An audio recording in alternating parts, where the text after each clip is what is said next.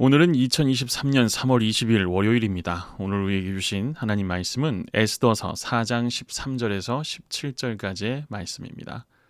모르드게가 그를 시켜 에스더에게 회답하되 너는 왕궁에 있으니 모든 유다인 중에 홀로 목숨을 건지리라 생각하지 말라. 이때 네가 만일 잠잠하여 말이 없으면 유다인은 다른 데로 말미암아 노임과 구원을 얻으려니와 너와 내 아버지 집은 멸망하리라. 내가 왕후의 자리를 얻은 것이 이때를 위함이 아닌지 누가 알겠느냐 하니 에스더가 모르드게에게 회답하여 이르되 당신은 가서 수산에 있는 유다인을 다 모으고 나를 위하여 금식하되 밤낮 3일을 먹지도 말고 마시지도 마소서. 나도 나의 시녀와 더불어 이렇게 금식한 후에 규례를 어기고 왕에게 나아가리니 죽으면 죽으리이다 하니라. 모르드게가 가서 에스더가 명령한 대로 다 행하니라. 아멘. 그 자리에 세우신 이유. 사회생활을 하다 보면 여러 부류의 사람을 만납니다. 직책은 낮아도 마치 임원처럼 열정적으로 일하는 사람도 있고 받은 월급만큼만 일하는 사람도 있습니다. 어떤 사람은 나중에 더 책임 있는 자리에 가면 그때 열심히 하겠다고 말하기도 합니다. 하지만 이런 사람들의 습성은 좀채 변하지 않아서 책임 있는 자리에 가더라도 성실하지 못하고 열정적이지 않으며 옛 방식을 답습하는 경우가 대부분입니다. 직책은 바뀌어도 책임감이라는 본질은 변하지 않기 때문입니다. 에스더는 주어진 자리에서 성실하게 자기 일을 감당하는 사람이었습니다.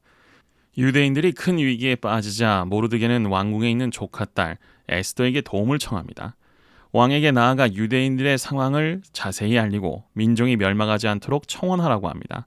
하지만 당시 페르시아 왕실의 법도는 왕의 부름 없이 왕 앞에 나가면 누구든 사형으로 다스리게 되어 있었습니다. 이를 아는 에스더는 이미 30일이나 왕을 뵙지 못했다며 난감해했습니다. 하지만 모르드게는 단호했습니다.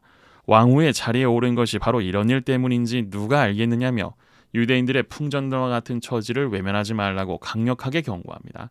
결국 에스더는 자신을 향한 하나님의 부르심을 깊이 묵상하며 금식한 후에 죽으면 죽으리이다 라는 각오로 왕에게 나아갔습니다. 에스더는 민족의 위기 앞에서 자신이 감당해야 할 책임을 외면하거나 포기하지 않았습니다.